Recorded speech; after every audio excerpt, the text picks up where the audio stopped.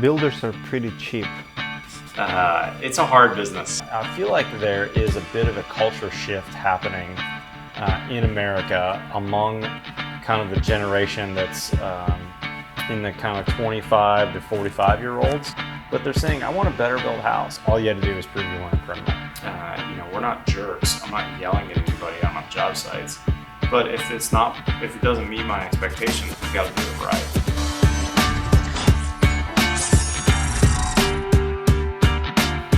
You travel a lot.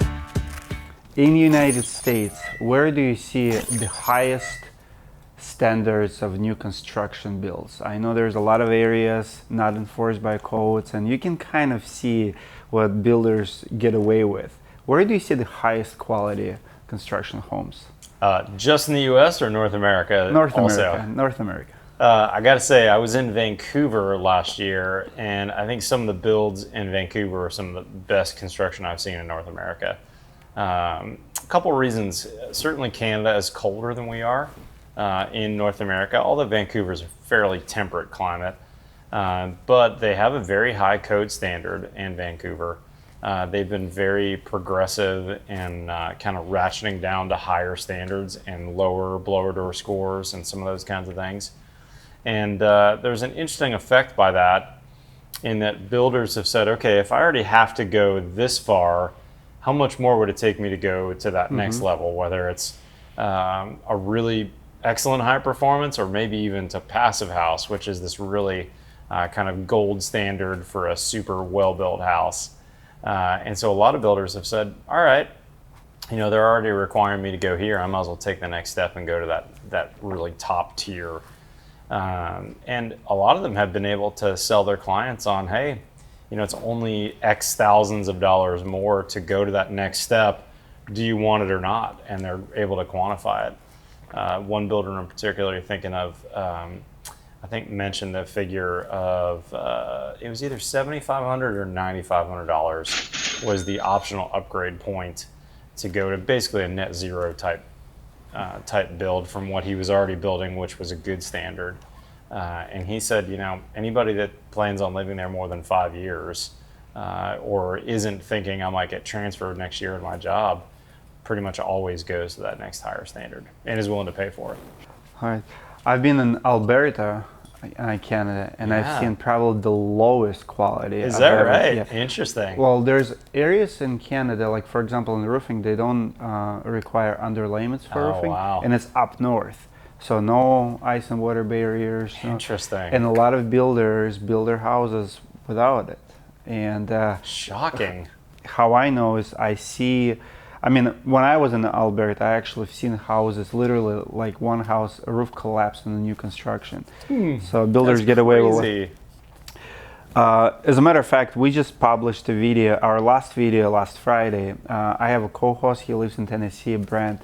And the video he did, he was driving through new neighborhoods and he was filming what builders get away with, because roofing is not a luxury item. It's not something that builders usually put a lot of thoughts to. It's homeowners don't care about amazing roof. They usually care more about kitchen, floors, something they can see. And roofing became in a lot of areas item where builder can save money and get away with it. Sure. So it's our last video, and Brent was driving through a neighborhood, actually was pointing, like, look, lack of ventilation, like issues, because also your roof is not gonna fail if it's not ventilated properly. It'll take like 4 or 5 years. Sure. And what's the standard warranty here? On roofs in particular? Like on the building, if you build a house, what kind of warranty most builders give? So in Texas, we actually are not required to give a warranty, and there's no contractor licensing. So it's a little bit of the Wild West here, unfortunately. How do you explain that? Like, why wouldn't they govern? Yeah, it's a bummer. We had a Texas Residential Construction Commission that a past governor got rid of because he felt like it was too much bureaucracy. And so as of 2000, what year was that? 2010 maybe? Builders have not had to have licensure anymore. So any Joe Blow can go to the permit office and apply for a permit under Joe Smith's name. You don't need any licensure. What did it do to the industry? What's happened is, well, Texas is a little bit of an anomaly because our previous commission was fairly loose. All you had to do was prove you weren't a criminal, that you hadn't committed a felony in the last 5 years. Is about all you had to do. So there was a criminal background check, and that was it. But there was at least some barrier to entry. You couldn't go get a permit without a Texas license number. And now anybody can get a permit. So what it means is that quality of construction kind of overall has dipped. And there's really almost no standard, I would say, because of that. There's also lots of unincorporated places that don't require inspections except for septic. So you can kind of build whatever you want to build, whether it meets code or not.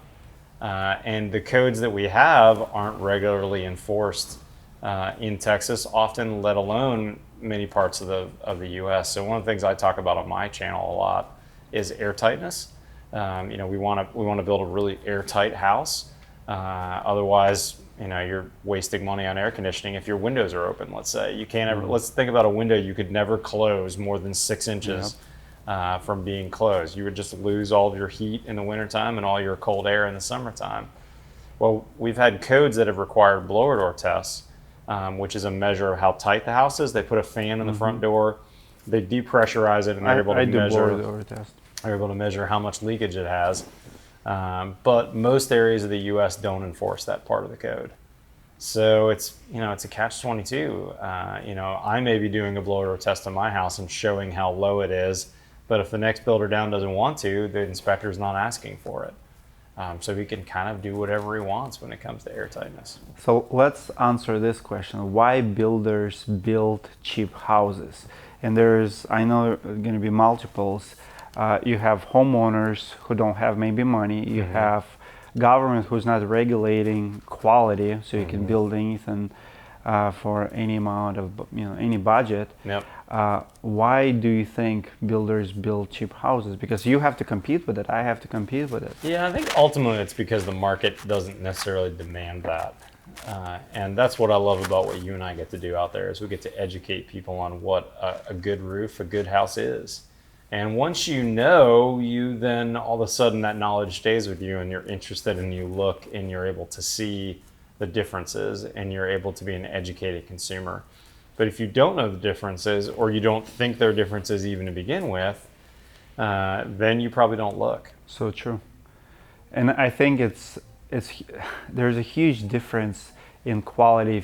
I came from Europe, I came from Russia, and I know a lot of immigrants from like Romania, Europe. When we come here, honestly,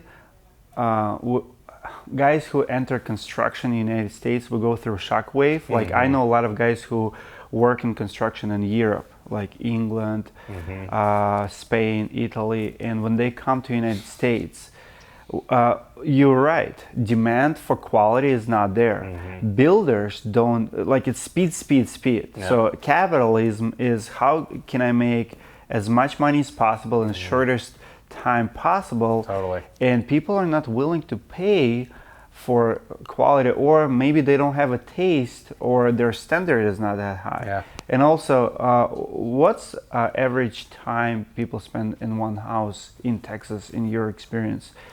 I think nationwide it's like 5 years. That's probably about the same for Texas as well. It's 5 years. So people are very short-term thinking. Whereas in Europe, people may own a house in the same family for a couple generations. My ancestors are from Romania. My grandfather emigrated from Romania. And I actually don't know that much about his background, but for instance, I was in Germany last year and Switzerland all on the same trip. And one of the houses I visited in Switzerland, the homeowner was there, and he was the grandson who was going to inherit the property. He lived upstairs, his grandfather lived downstairs, and his parents lived downstairs with grandpa. And he was kind of building this addition on the house. And what a different mindset if you know this house has already been in your family for 50 or 75 years, and most likely you're going to move from the upstairs apartment to the downstairs, and your kids will eventually occupy that space. There's a a generational quality assumption that happens there that just doesn't happen in America. And that's sad to me. You know, we think of first cost and we think about how long it's going to take me to pay back. And if my first cost doesn't mean I pay it back in the 5 years I'm going to live here, well, then it's the next person's problem. Name one item in a house that as a consumer I should pay attention. So let's say I go look at the brand new houses. How can you tell the quality of poor house craftsmanship and good one? Like maybe name a couple items in a house, what to pay attention to, what speaks volumes about everything else. Oh man, unfortunately, some of the things that speak volumes are covered up when you come to see them. True, later. and this is why I'm You know, asking. it's like you look at a shingled roof. When it's all completed, you have no idea what the underlayment is. You might be able to see what the flashings were used, whether we can see the step flashing. Is there a kick-out flashing at the gutters? Some of those are kind of key things that if that kick-out flashing but what is details missing, are visible? but things that are visible, you know, usually you can tell if the house has what they call builder grade items when it comes to the HVAC system, the ductwork. I'm trying to think what else is visible. Oftentimes you can go in the basement and look up and see how things are made, whether it's the mechanicals or the framing, that kind of thing. And if they've used kind of the least cost items there, you can probably guess the rest of the house is built with the least cost items as well.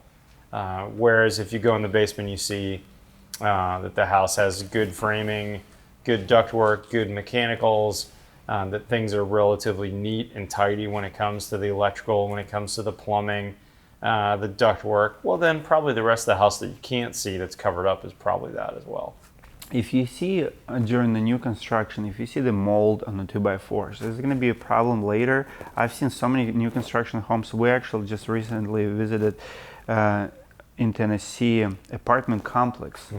The dirtiest job site I've ever seen in my life. I walked in and honestly I could not relax for the entire time. Every room has like piles of trash. So it tells me a lot about that builder. But then the property looks like being under construction for a couple of years. Oh wow. So a lot of black mold, green mold, fresh and not. And I'm like, how are they gonna cover all of this? Because everything's gonna be in the walls, but also, I mean, framing, I'll show you, I have videos of that, still gives me nightmares. Like the framing, everything was separated. I'm like, guys, this is gonna be, that apartment building will be in the news in the next 5 years. Tell me your experience with the mold. New construction homes, it gets a lot of rain, because it's open for moisture before it gets covered up. So that black mold or whatever you saw that was growing on the studs, that isn't necessarily going to be a problem later because it'll go dormant as long as it doesn't have a water source. But what happens often in poorly built new homes is their additional water sources happen. The windows leak. The hose bibs have a small drip that gets into the water, that gets into the wall. Or even worse at apartment complexes, the sprinkler system soaks the wall every night at 2 a.m. when the sprinklers go off. And 4 days a week, there's a torrential rain against the building that no one knows about because when they wake up in the morning, it's dry. But those things become insidious. And over time, just like you're talking about, they get worse and worse. The other thing that happens too is houses that take a long, long time under construction and that are exposed to the elements a lot. Once they get closed up and we turn the air conditioner on, everything shrinks and that lumber moves because it was at a higher moisture content and it goes to a much lower moisture content. And that's when you start seeing cracks around your windows and doors. Your windows start to stick as you're moving them. Your doors start to stick. All that settlement kind of happens in a much bigger way, in a much more dramatic way when the house is particularly wet during construction and then it doesn't get to dry out properly until after the ACs turn on. What's trending right now in a new home construction as far as economics goes? And the reason I ask this, because 100 years ago we had true 2x4. Now it's not. Like I see a big trend in the thinner materials. Economics drive materials to be more economical in a way. What trends do you see is happening now? Do you see cheaper materials? I mean, that's always been the case in construction. I worked for the first 10 years of the first 7 years of my career, I worked for a production builder, a home builder that was owned by the stock market. And every quarter, this is when I was out in the field building houses as an assistant superintendent. Every quarter I'd get a letter from corporate. They would say, dear employee, remember we build 10,000 houses a year, and if we can save $1 a house, that's $10,000 in extra profit we can send to our shareholders. So send us your suggestions on how we could save even $1 a house. That's worth suggesting. So every quarter people would write in their suggestions, and it would be like, these steel beams we're using in the basement on these houses that would hold up the framing. If we could get them unprimed, just raw steel, we could save $30 or $40 per beam. And so that's, $50,000, $100,000 to our bottom line. So now those houses have rusty steel in their basements because they didn't want to prime them. And it was those kinds of incremental things that individually, not as big a deal. Okay, someone could go in and paint that steel beam later, sure. But if you add that up by the amount of time they've been in business and the amount of suggestions and things they've done, it ends up being a house that just does not last. And is it hard barely makes it by for you right now as a custom builder? Is it hard to compete with the builders like that, with national builders? Well, I don't compete with them is really what it boils down to. Okay. The kinds of numbers they build to on the price per square foot, I could never get close to it. How do you overcome objections when people tell you, hey, this guy can build a house at 300,000 and you probably double that, let's say you're 600,000. How do you overcome that objection? Yeah, most of the time my clients are not those types of clients to begin with. So they already know. They already know they're going to have to spend more. But what often happens with me is people that I'm competing with will say, "Gosh, Matt, I'm not sure that you're worth it. You're charging this percentage," and I'm pretty upfront because I do mostly cost plus. But this guy's 2% less on his fees. So that's going to translate to an $80,000 savings on my $2 million house or whatever the numbers are. And so some of those I'm able to win the argument and talk about our experience, our depth of knowledge, the kinds of people on my team, the way that we manage our software we use to manage the process, all those kinds of things. And others, it really doesn't matter. It's all about the bottom line. And so I think that's true across all industries, right? Whether you're roofing or building or whether you're a tile subcontractor, you're always going to run across price as an objection if you're in the upper tier of people that are good at what they do. And you just have to know that you're going to win some and you're going to lose some. And you have to do a pretty good job of pre-qualifying and not spending your time spinning your wheels bidding jobs that are not going to be the correct clients to begin with. The coolest, latest innovation you've seen recently? Yeah, there's been a lot out there, Dimitri. I'll tell you that I feel like innovation in our industry has gone up a little bit. Mm-hmm. And even in the last 2 or 3 years, maybe I'm more open to it or I'm seeing it more often. But I feel like the amount of interesting new products that are out have really been amazing. And some of them are products that to your point, are cheaper or thinner. But others, though, are more durable and more long-lasting. And I feel like there is a bit of a culture shift happening in America among kind of the generation that's in the kind of 25 to 45-year-olds. But they're saying, I want a better built house. Do you experience labor shortage? Yeah, that's been a hard one for sure over the years. I'm thankful that I'm in the upper end of the market and I typically have more expensive subs. I think what's happening too in America these days is that we've got a whole generation of folks that are coming out of high school. They realize that they can make it in life and do just fine in a trade and learning a skill, whether that's roofing or plumbing or carpentry. You can make a great living and I can have a satisfying job and actually make a really good income by doing a skilled trade. And so we do have a new generation these days, I feel like, unlike my generation that was told, hey, you go to college or nothing. Mm-hmm. That would be great.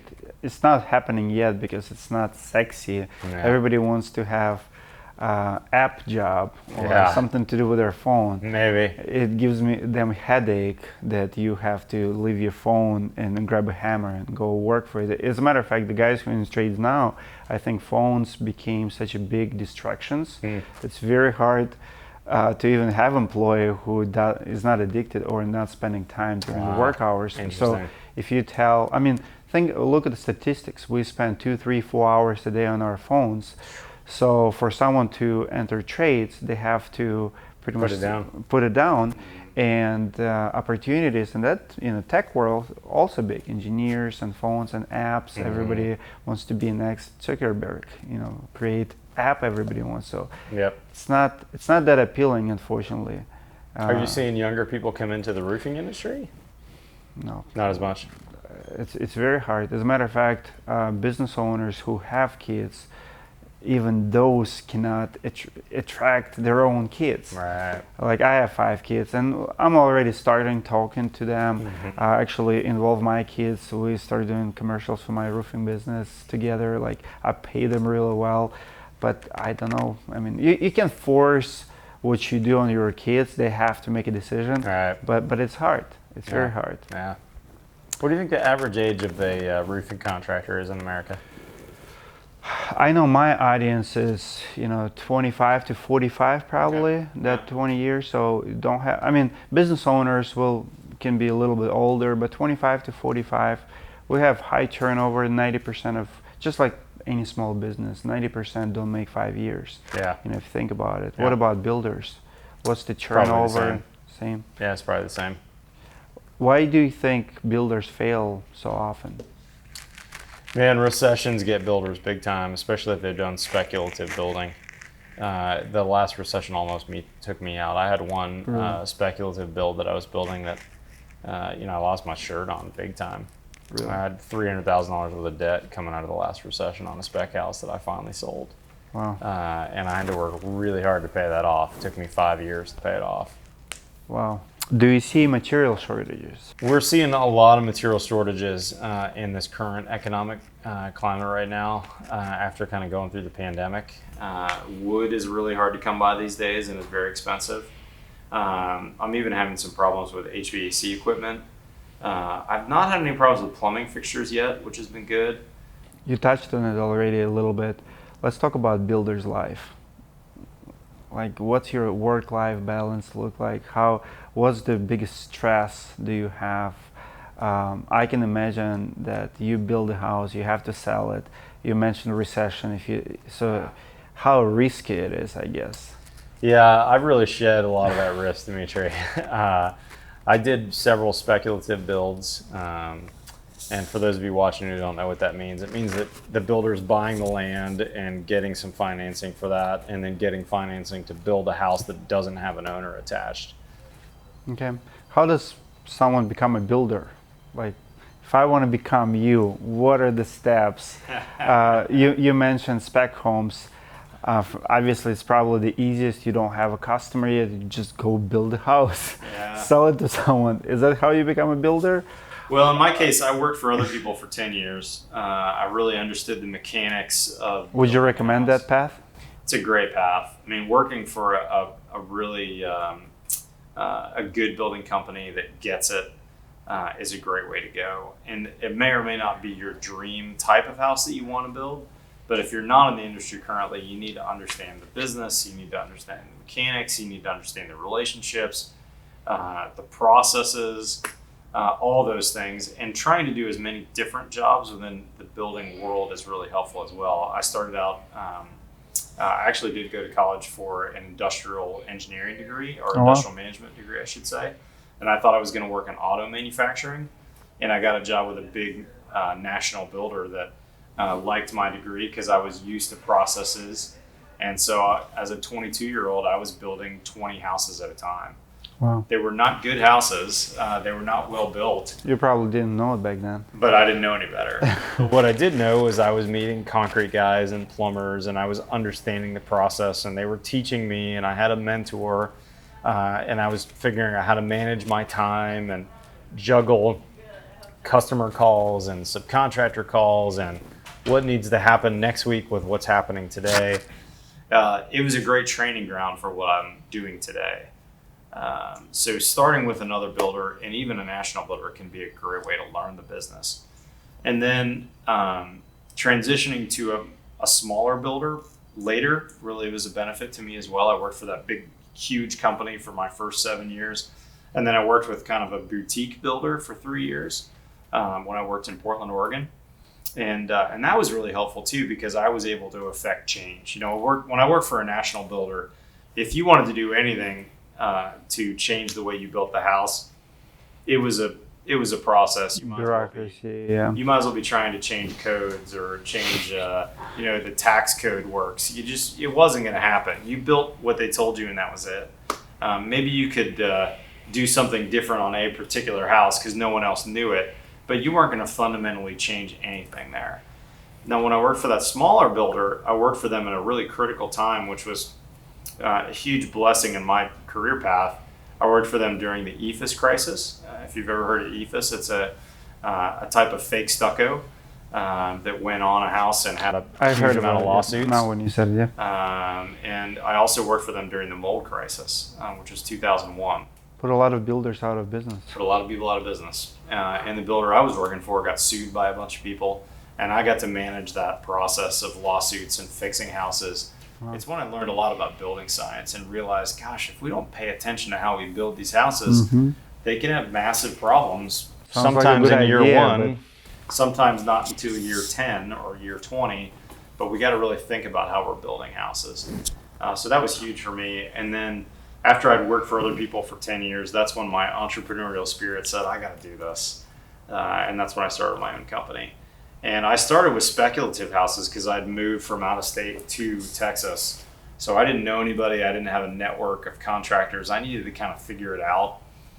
So I went to a family member and said, hey, will you loan me the money to put basically the deposit down I needed, and I'll pay you back with interest. And then I went to the bank and said, hey, I'm a new builder. I got my license. Will you loan me the other 90% I need to do this project? And they're like, yeah, no problem. We'll be glad to loan that to you. Just sign here saying that if anything happens, you'll pay us back. And the first 2 or 3 were okay. You know, the economy was bumping at the time. And the third one, I got caught really big time with my pants down. The economy totally changed. I had $1 million house on the ground that I put $1 million into it, hoping to sell it for 1.2 or 1.3, and I sold it for 700. And so the bank, I was able to pay my bank loan, but I had a different investor by that point.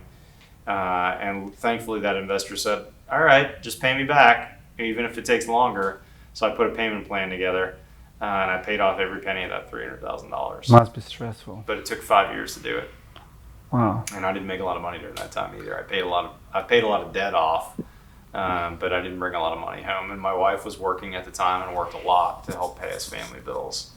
So it was a stressful time. And then after that, I said, look, I'm not going to do this. I don't want that stress of not knowing whether you're going to make money at the end. Instead, I'm going to convince other people to build with me.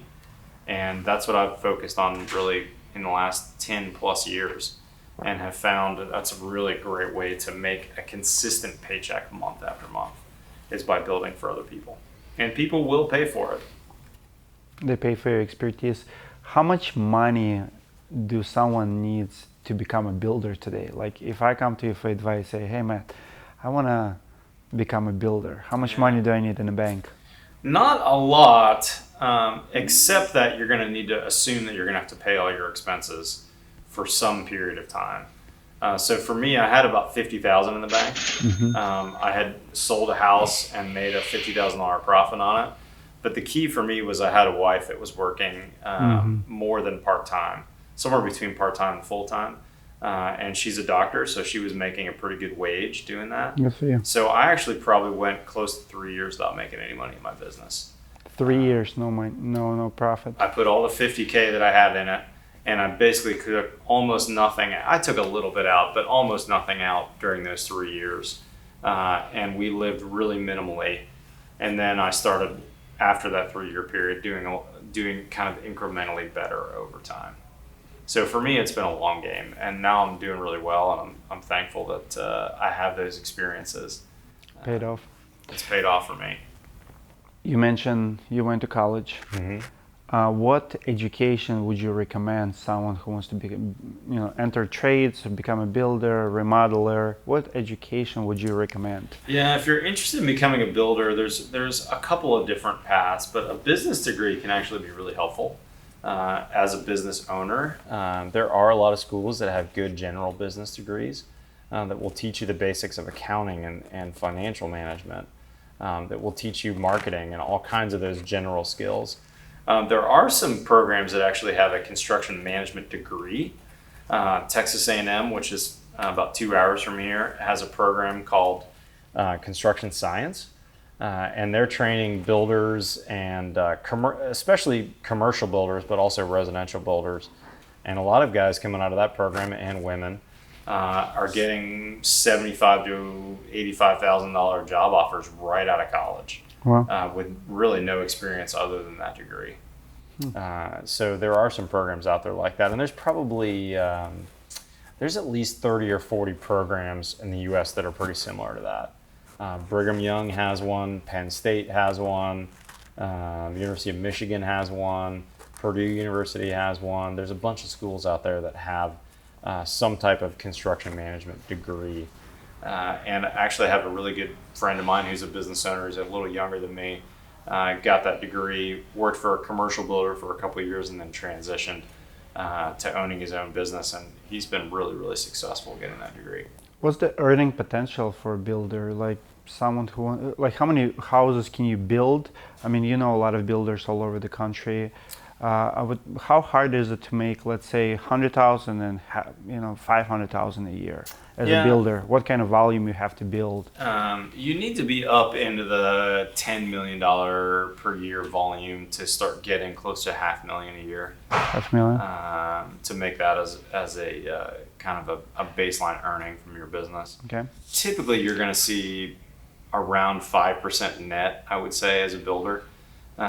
So you need to get to like 2 million or so in construction if you're going to do upper end projects to get to that 6-figure mark. Similar to roofing, actually. Yeah. 5% net is pretty common, and of course, lots of people don't even make that. But that's a good goal as a builder, is to try and at the end of the day have 5% left over when it's done. What CRM do you use? We're using Builder Trend, which is kind of an all-in-one solution for builders, and it's a really good program. I like Builder Trend a lot. Can you be a successful builder? Can you become a successful builder without CRM? You can, I would say. It depends on the volume of projects and the size of projects you're doing. We didn't use CRM for many years, and it was really myself and one other person in the business that were managing all the customer relationships. And we're a little bit of an oddball because as a builder, remodeler, kind of a general contractor, we typically don't do projects under about 250 or so, and most of our projects are in the $1 to $3 million range. Nice. So those are bigger projects. So if I have not a lot of details, yeah, there's not hundreds of clients that I'm interacting with over the course of the year. There's probably 100 prospects that I'll talk to over the course of a year, but that's usually not more than somewhere between a couple of minute email exchange to a 30-minute phone call for those 100 people, and then it's probably somewhere in the 20 to 25 range that are taking that next step in terms of prospect level. Why builders fail? Oh man. So many reasons, Dimitri. It's a hard business. Cash flow is a huge reason. I'm sure that's the same for roofers as well. People get underwater on a job and they figure they'll make it up on the next job, and then they end up robbing Peter to pay Paul, and things go sideways when you do that. One thing that I highly recommend to people that are thinking about a more expensive custom home is to find a builder that will put your money into a separate bank account. We've been doing that for probably 5 or 6 years now. and my clients can go look at their money that's set aside for their job. So you have bank account for each project almost? I have a bank account for each project. Yeah. Love it. So that doesn't typically happen on smaller projects, right? Sure, If you're sure, doing a $20,000 roofing job, you're not going to open up your own bank account. But if you're doing a $500 million, $2 million build, it makes a lot of sense to open a separate How many bank account for builders that. do that? Probably. Is it common practice or? No, it's probably less than 10% of the builders do that. But it's a great financial tool for you to manage your job. And so my clients will put a Pretty sizable deposit down. I need at least a month's worth of construction as a deposit, and then I'll send a draw request every month to replenish what we've taken out of that account. But now the cash flow on the job is not coming from me and my bank or me and my reserve funds. It's coming from that job. And every time I do a draw request, they know exactly, here's my fees, here's the invoices that are getting paid, and here's that exact amount. And I can show those clients on a monthly basis, I've already paid this, and here's that amount. I haven't paid this amount yet, and here's that amount. And do I have a lien signed off, a lien waiver signed off on that already? So when my roofer sends me an invoice for $20,000, I'm able to pay him that check and have him sign that lien request or lien waiver, and then I pass that on to my client. So every month I have a very, very strict and very, very thorough accounting of their project and where their money's going. Builders are pretty cheap usually when it comes to paying labor Yeah. to other trades. How about you? Are you expensive? Are you cheap, or you just pay fair price? We're probably somewhere in the in between. If you're a subcontractor of mine, I say you have to have your invoices in by Wednesday, and we'll pay you the next Friday. So I need a little bit of time. How do I get a job with you? Like, what are you looking in the subcontractors? For me, it's about long-term relationships, and I really want subs that are going to be dedicated and loyal, and are going to give me their best work. So price is not usually the bottom line factor for me. It's usually craftsmanship, ability to get the job done, and also consistency, right? I don't want you to give me a home run price on this first job only to charge me 40% more on the next job. Mm-hmm. That doesn't mean no good, because I'm usually getting clients in long before the bidding process happens, and I'm giving them a ballpark price in the house. I need to be able to rely on my historic data. So for instance, I mentioned that HVAC company. I've used the same HVAC company for 15 years. I've only cheated on them one time, and it was a mistake. That company does a great job for me. They're very Why consistent. was it a mistake?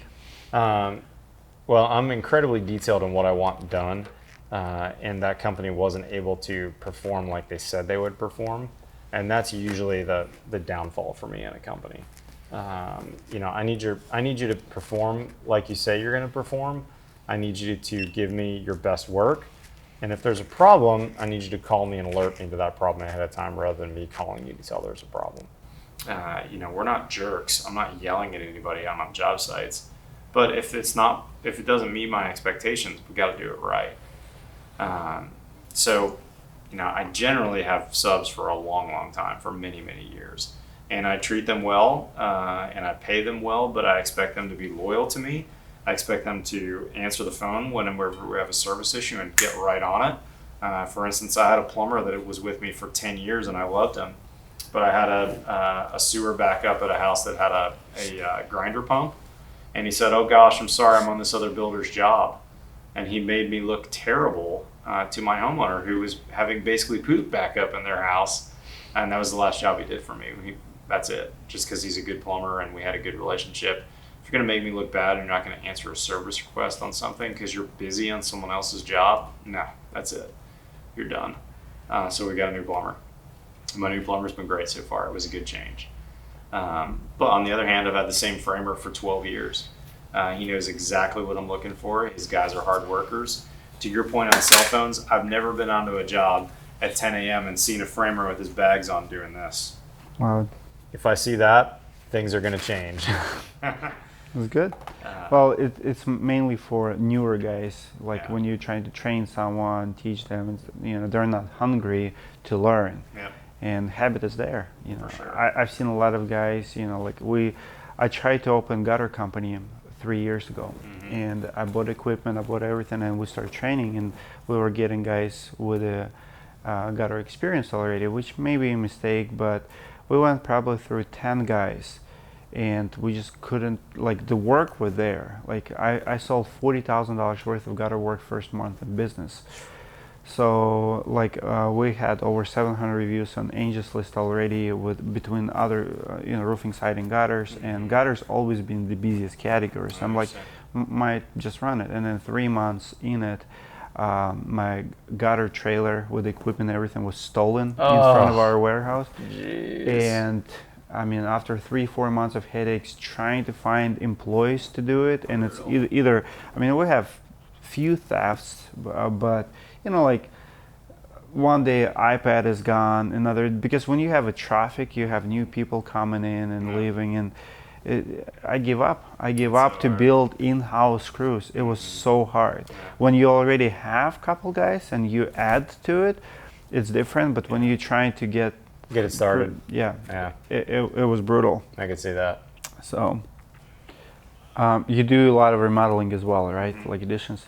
What would you recommend? So let's say someone lives in 10 years, and I know every situation is different, but rule of thumb, like, if you don't like your house, if it's outdated, let's say it's a 15-year-old house, sell and upgrade, remodel where you live, or build new? Oh man, that's a hard question, Dimitri.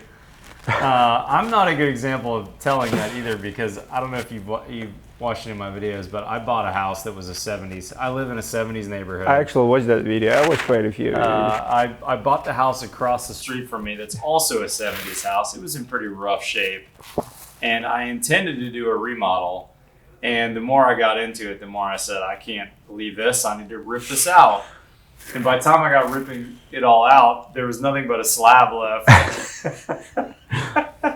In my first video I made on it, I said, I'm going to spend $50,000 on this remodel. And I didn't even think I was going to live there at the time. I just thought I'd do it as kind of a quick remodel and rent it out for a few years. That's the one in your neighborhood, right? In my neighborhood. Have you watched, what's his, a realtor guy? Who did it? Meet Kevin. Yep. Did you see that? Yeah. Did you I've met Kevin before, You met actually. him? He's a really nice guy. But he raked me pretty good on a few of those videos. Yeah, because he is all budget, cheap, and you were like, I remember watching, it's like, $1,200 in the garage door? What is that about? It should be like $800 or $700. Where he gets his prices from? I know, he totally raked me over the coals. I met him in Las Vegas at the International Builder Show. How did that go? We had dinner together. Nice. Super nice guy. And he was really, really sheepish when I met him. I think he was worried I was going to punch him or something. It turned out he was a super nice guy. So we'll hopefully collaborate at some point. We haven't yet, but someday we will. Do you watch HGTV? No, I hate that. No way. Why no not? way. I yell at the screen when I watch Really? HGTV. Why? I mean, just the number one, the prices they talk about, and the false information, the false sense of being able to do things. And for me, the other part is just not doing it well. I mean, those shows are all about lipstick, and they leave behind a 30-year-old HVAC system so they can afford the granite countertops, or they run into something and they do the cheapest fix possible on it so that they can spend the money on a new couch or whatever it is. They don't do those. They don't do people justice. You know what always gets me? It's how much work they cramp into like 30-minute episode or whatever, and you watch it like, you make it look so easy, and then people go by that influence, try to do it themselves, and then like 8 months project. Well, you were staying in the hotel, watched 30-minute episode. You thought you know everything about construction. No, I don't like. But there's so many people. Would you agree? They influence in a good way too. Influence the majority of people out there to go to Home Depots and Lowe's and start remodeling their bathrooms and stuff. And I'm okay with that project. Yeah. But even remodel a bathroom, it's not 3-day project. It can take 3, 4, 5 weeks if you don't know what you do. Easily. And it always takes more. Like, is it Oh, possible for to sure. budget for a remodeling project? It's really hard, man. Especially if you've not done, if you're a seasoned remodeler, yes. But even those jobs, I mean, I've done, I don't know how many hundreds of remodels before. You still walk into jobs and it's just hard to give a ballpark. Like, I don't know how much this is going to cost. I don't know what's behind the walls. What am I going to run into? Half the jobs you expect. And people one think thing. you're just greedy contractor who always wants more, and you just don't want to give me price. I know, it's hard. And not only that, generally speaking, people have no clue what it costs to do it right, too. And I can think of myself, too, in that camp. When I first remodeled my first house that I owned, how many years ago was it? Not quite 20 years ago was when I bought my first house. I was doing the remodel myself, some of it. But I also, before I did that, talked to a remodel contractor locally. This was in Portland, Oregon. And I thought, oh, maybe I'll spend $25,000 to remodel my bathroom. I wonder if someone else would do it for that as well. I should just call some people. So I called this contractor out that had a good reputation, and they about spit their coffee out when I told them what my budget was, and they were right. I didn't know. I probably could have gone to Home Depot and done all the labor myself and spent $25,000 just in the materials. And that's why I thought in my mind, oh, $25,000 sounds about right. I wasn't thinking about the tile labor and the plumber and all these other trades they were going to hire, let alone them actually making a profit on doing the job. And so nothing ever came of them doing it. And I apologized later to the salesperson who came to me. But I did the project myself, and I spent $30,000 doing it with all my own labor. And so it was eye-opening to me to go, oh yeah, I need to remember this in the future when I remodel. Still, do you have any tips for someone who wants to start a remodeling project? How to budget? Any tips on budgeting or planning remodeling project? Oh man, that's a hard one, Dimitri. You're the contractor. Yeah, You're supposed to have answers. But tips for someone on doing that yourself is hard. It's easier for me to give tips to a remodeling contractor than it is for someone who's a DIYer. In fact, that's how to bid the job. how to bid a job. Easier on new construction than remodels. But one tip that I would say is always have a really healthy contingency budget. And that's what we do on new construction or remodels. Typically on new construction jobs, we have at least a 5% contingency budget. And on remodels, it's between 10 and 20%. Oh, wow. So let's say if it's a $100,000 project and it's a remodel, you need at least a $10,000 cushion, as much as maybe a $20,000 cushion on a remodel job. If it's $1 million remodel, that could be $100,000 in cushion. I can see that. Because you don't know. Let's say you go to a 50-year-old house and they're asking you to put together a budget. Maybe even have a full set of plans, but you haven't gotten in the demo yet. You don't know exactly what's happening structurally to that house. You don't know if there's termite damage. You don't know exactly what's going to happen. And we think we're going to keep the framing. We think we're going to spend X, Y, and Z. But as you really start pulling it apart, if you don't have that cushion, that's when things go south real quick.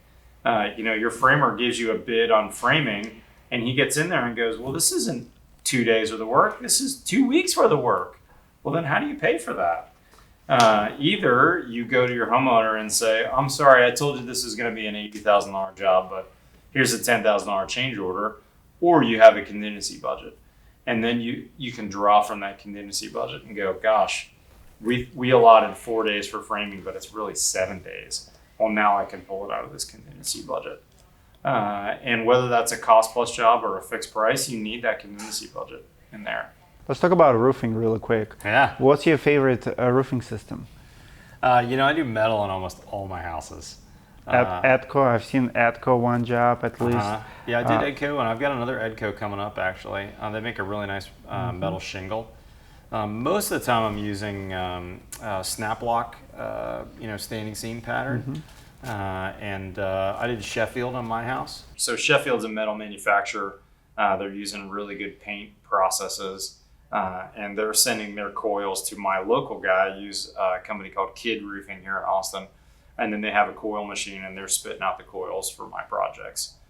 Sometimes they do it on site. Most of the time they do it back at their shop and bring the already bent panels out. But I think it's really hard to beat a 24 gauge snap lock, 412 pitch roof, especially if you do a lighter metal, because then you've got some good solar reflective index.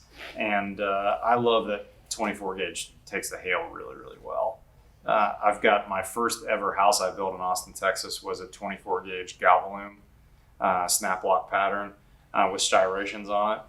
And when I built that house in 2005, the homeowner who moved in called me about 6 months after he moved in and said, Matt, we had this huge hailstorm this weekend. And I thought, oh no, here we go. He's asking me for who the roofer was. We're gonna have to replace some panels. He said, guess what? I only have one dent. The SS Reisinger made it through. And that roof is still going strong. And we've had 2 other really bad hailstorms that have come through that tons of people have replaced their roofs. And that original roof that I put on my very first house still going strong. Wow. So I think in Central Texas, it's really hard to beat a metal roof. Do you have a lot of people applying for jobs to work for you, like subcontractors? I know we have a lot of people walking in, like, are you looking for subs? Do you have traffic? Do you have a lot of people? Shockingly, I don't, which is interesting. People don't solicit? No, not very often. I probably get resumes to come work for me as a project manager Sure. more often than I do subcontractors. And I don't know if that's because I've had subs for a long, long time. Sure. And so they're scared off by that. But I actually wish I got more. It's a great way to meet people. And even if you don't use them, you can sometimes send them in the right direction. Sure.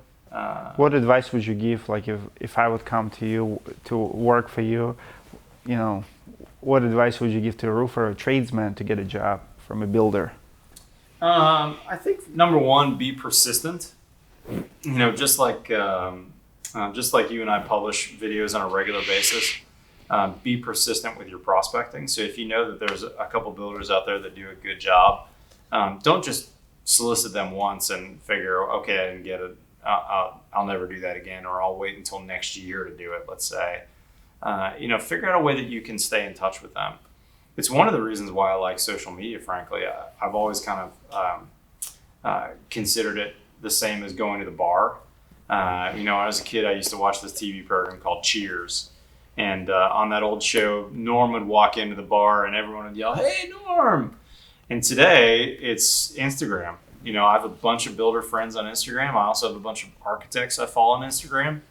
And every day I take about 15 minutes and I'll scroll through Instagram and go, oh, Ultra Studio, my favorite architecture firm who does great work. Look at that beautiful picture. I'll hit the like button. But more than that, I'll hit the comment button and go, man, you guys do such great work. That's a gorgeous kitchen image. Where did you source that, blah, blah, blah. And it's not just fake, it's genuine, right? Sure. You can't fake it. But it's a great way to get to know people. And when you have something that's of interest, you might ping them and go, hey guys, I don't know if you've seen this before, but this is a new type of insulation that I really am excited about. I'm going to drop a sample off of your office just so you guys can think about it. And then at Christmas time, hey guys, I just wanted to thank you for your business this year. Or I know we haven't had a chance to work together, but I just wanted to tell you that I'm really hoping that we'll find a project together in 2021. I'm looking out for something, and I'd love it if you guys would look out for something. And here's a gift basket, or here's a dozen donuts. It doesn't have to be anything crazy, but maintaining that relationship and being persistent about it makes you top of mind. And being top of mind is really important because somebody gets a job in or somebody has something fall out. The first thing they go is, who do I know who's a builder? Who's that roofer that I like? Or my roofer calls and says he's too busy to do a job, or gives me a bid that I'm like, wait a minute, I expected this to be $25,000 and this is $35,000. Is this his I'm too busy price? I should go ahead and call that other guy who's been asking for my business and get him to go ahead and bid it for me.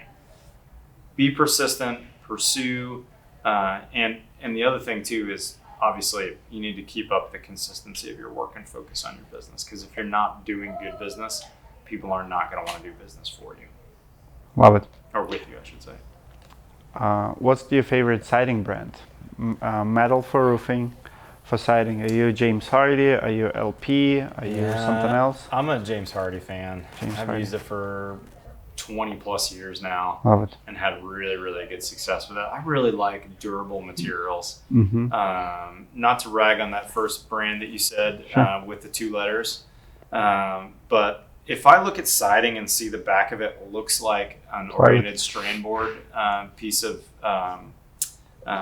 sheathing, do I really want to put that on my house and just put a coat of paint on it? It just doesn't make sense to me. And I know they've done a bunch of testing and there's lots of builders that like it, and I've seen the YouTube videos. But you know what? If you were to douse that in a bucket of water for a week, what do you think would happen? You think it would swell? I think it would swell. Well, if you read their warranty, they don't warranty it like in Seattle. And there's a lot of states, like pretty much everywhere it rains, it doesn't have warranty. I wouldn't use it if it were me. I'm not a fan. I only like products that make sense to me. And the Hardie, for instance, and there are other cement-based sidings. I always say, have you ever spilled paint on your sidewalk before? You know how hard it is to get that paint off? Think about that sidewalk on the side of your house. When you paint it, that sidewalk's there a long time. And they baked their paint on it too. Say again? They baked their paint on it. They do. I did the it. Keller Plus is baked on at the factory. I had a sniper working for me at the time, ex-Marine, and we went to shooting range, rented shooting range. I built mini walls. So LP at the time was running these commercials about how tough it is, and like pretty much how tough it is, and they were doing like a puncture test, and they were saying, well, if you look at James Hardie, blah blah blah, it can breaks with a hammer, which is BS, whatever. So what I did is I went to shooting range and I said, you know what, it's not 1600, it's 2000s, and bullets that what matters, not some puncture or whatever, just by the board. So we build this wall. So first of all, I put 20 boards together and we shoot 9mm bullet to see how many pieces will stop. It took 3 James Hardie boards to stop the bullet, and it took like 9 of LP. And then we build a wall, like true 2x6 walls, insulation, drywall, everything. 2.5 walls to stop the bullet. And James Hardie beat LP in both cases. I mean, it's freaking concrete. But I just wanted to prove the point. I'm James Hardie guy, and for me, LP just have a lot of misleading commercials, and I wanted to prove the point. But how do you prove the point? Well, just do the test.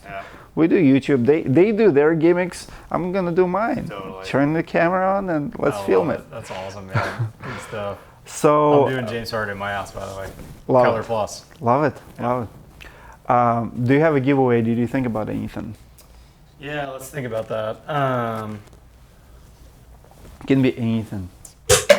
Let's do. I would love some insight on underlayments and venting, or actually, let's do. I would love to get people's take on venting versus unventing underneath metal roofs, and what's the best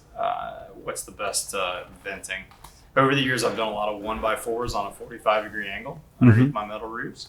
But I'm curious if people have also done the 3D mesh underlayment mats and had as good of success with that. I've done that just once or twice. Okay. And then what's the underlayment that you use with that process? Okay. I've recently learned about a product called Shark Skin. They make a self-adhered version. Yep. I know Shark Skin. I was really impressed with it. So I'm curious what underlayments are out there, and whether a 3D mesh would work as well to ventilate underneath a metal roof as a 1x4 batten would. And let's use a 30-minute phone call with me on either your business or your house build. Love it. Guys, comment below your recommendation or your expertise with the underlayments for metal roofs. What do you experience? In your experience, what works best? Matt will be reading comments and will pick a winner, and the winner will get 30 minutes with Matt consultation for your business, or maybe you're the homeowner and you need consultation for your house. Matt, thank you so much for your time. Thanks, appreciate you having me on, brother. I learned a lot myself. Comment below, guys, what you like from this interview. Comment below if you have experience with the underlayments. I want to know too what you found out works the best. See you guys in the next video.